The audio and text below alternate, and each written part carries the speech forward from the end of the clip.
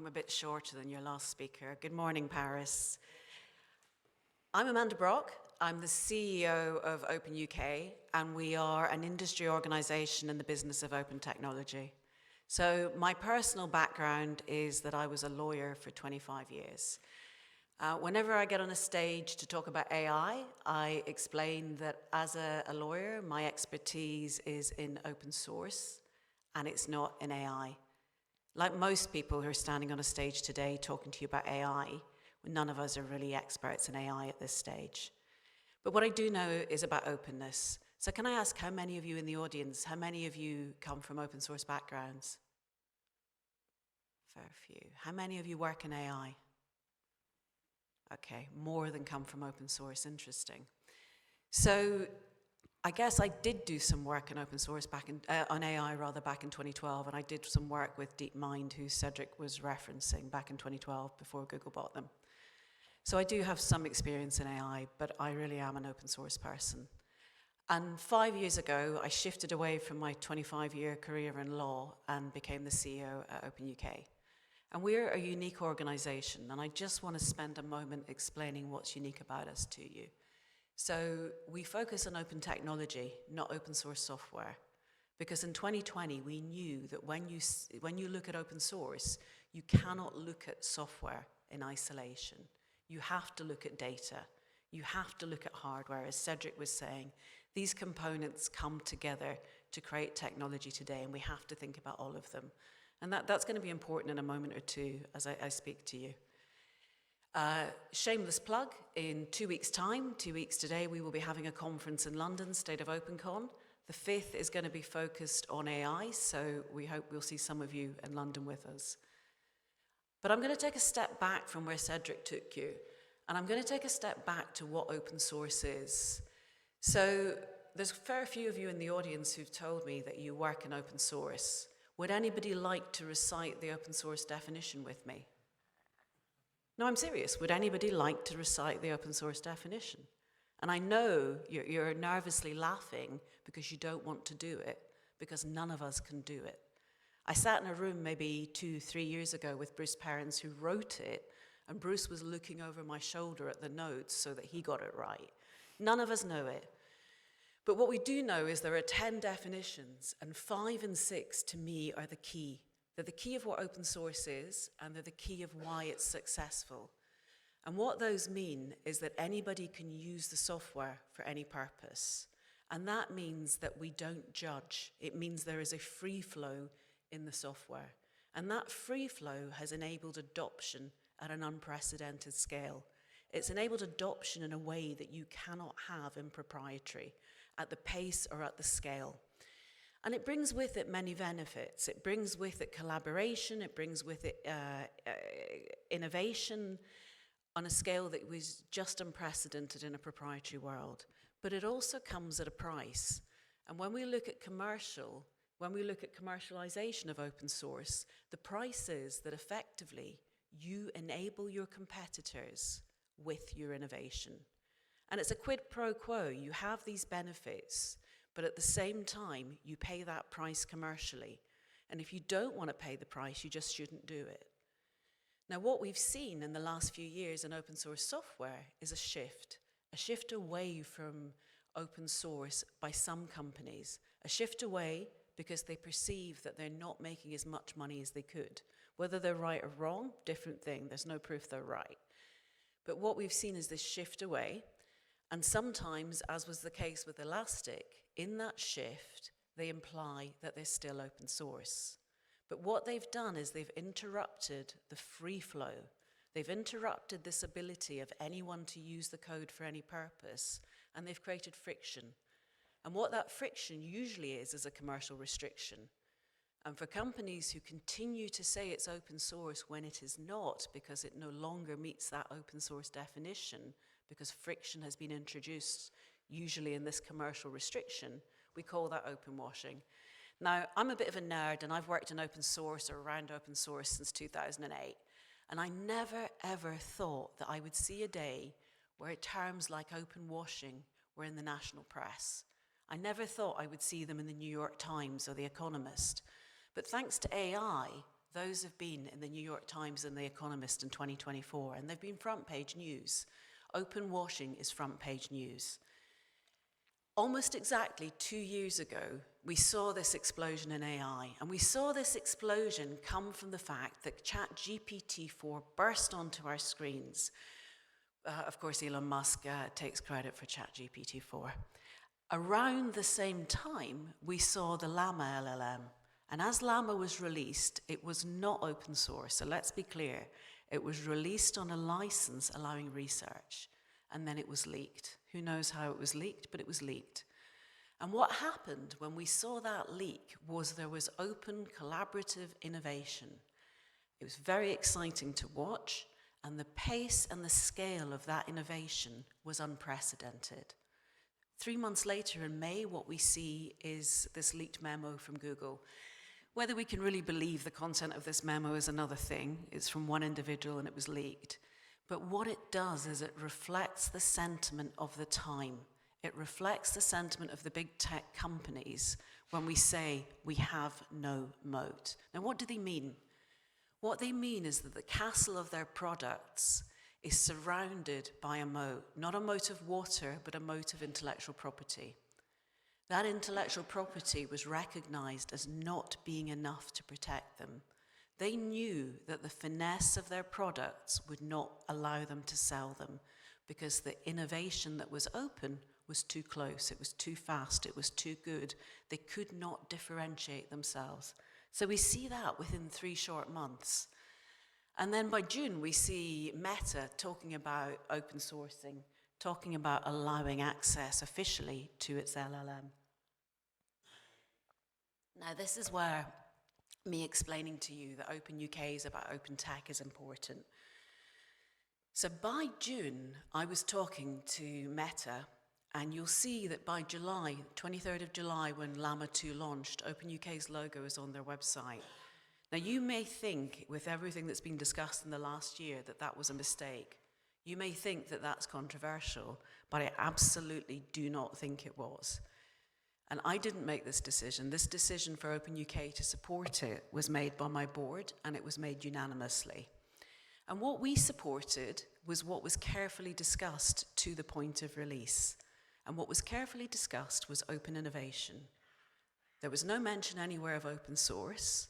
I had read the acceptable use policy. I had read the license that Meta has distributed at Llama 2 on, the Llama community license. And it's not open source.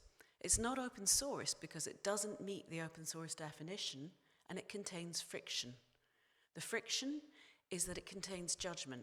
It contains commercial restrictions at 700 million users, and it contains judgment about how you use the code, how you use the AI.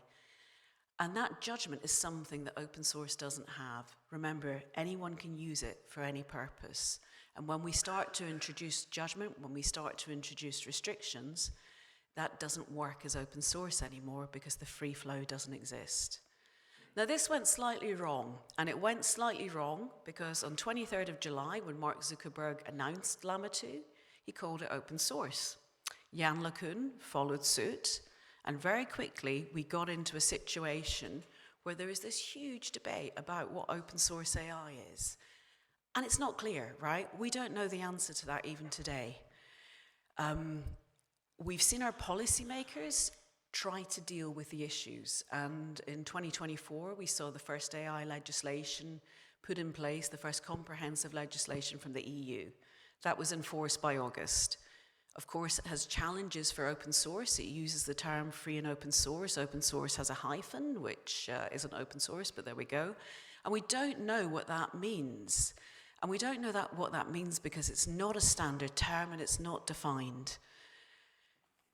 We see this continued battle running through 2024, and we see the OSI in October 24 deliver a definition. Now, that definition has had a very mixed response from industry. It has a limited support from companies and individuals on its website, and we're aware that a second definition is about to be published by the Free Software Foundation. So if you're keen on definitions, there will shortly be 2. I don't think this is the right approach. I think the right approach is to understand the AI as a bigger picture. And we saw last July Radboud University picking up on what Stanford had done in disaggregating the component parts of AI. And the way they do that, we reported on this last summer, we worked quite closely with them after their launch. They've disaggregated the AI to understand the component parts, including data, obviously, which is absolutely critical to be open if we're talking about transparency, if we're talking about trust, if we're talking about openness in AI. And what they did was they disaggregated the components, and then they did a survey, and they looked at what was fully open, what was partially open, and what was closed. And for me, this is the better approach to understand risk and liability in AI. To me, this is a way of really getting to the heart of what we're talking about. And it also allows us to evolve. So when we created a software definition 30 years ago, which billions of people rely on today, when we created that, we knew what software was. We weren't defining a category or a product, we were defining the underlying technology. We have similar in data, although I think we probably need more work there. But it's understanding what an open way, an open model, open data is, I think today is critical, rather than trying to define the world or the product in one space. So what's been happening across the regulators beyond the EU? Well, in July 23, we saw an executive order from Biden, and some of you are probably thinking I'm very out of date. Later that same year, we saw reassurance that open source was going to be safe. And then if you happen to look up the Biden executive order today, this is what you'll see. So there's been a change in regime this week, as you all know. On Monday, the Biden executive order, 2 slides ago, was repealed. We saw the launch overnight, I'm sure many of you have seen that, of Stargate, with initial 100 billion of investment and up to 500 billion coming its way. And we saw support for data centers and the hardware and a focus back on the US. And that's likely to have an impact. So we've also seen law coming out of China. And in the UK, we've seen the start of a focus on AI summits, global AI summits, trying to create cross-border geopolitical collaboration. The open source that Cedric was talking about is, of course, really critical to this global collaborative approach, not just from an open source community, but from our governments. Without that, we will not have success in regulation. He's absolutely right. So in the UK, in 2024, November 23, we saw the first AI summit, the Safety Summit at Bletchley Park. We are currently here today because in 3 weeks' time we're going to see the third summit taking place in Paris. And at the first summit there were 2 mentions of open source, none from the UK sadly, 1 from the French and 1 from the Chinese. I believe we will see a very different summit coming up in Paris. However, 6 months later, the AI Safety Institute in the UK open-sourced Inspect. And Inspect is the evaluation platform for AI. And that allows organizations to self-test. It allows AI safety institutes globally to collaborate on the testing mechanism. And at the same time, in May 24, we also saw our then Prime Minister put this statement out on LinkedIn saying that the UK was supportive of open source. But of course, we've also had a regime change like the US, and by last summer, the King's speech announcing the legislation coming up in the next 12 months talked about an AI bill. Now, we're expecting that bill any day, but I also expect that there's a bit of panic going on politically in the UK, and I expect that in the background, they're trying to work out how our bill will fit with what the US has done this week. We have, however, had an AI action plan with 50 key points. One of those in particular I think is relevant, which is that our approach has been pro-innovation, which the US says it's also doing. And in that pro-innovation, rather than regulate, we've pushed everything out to the individual sectors.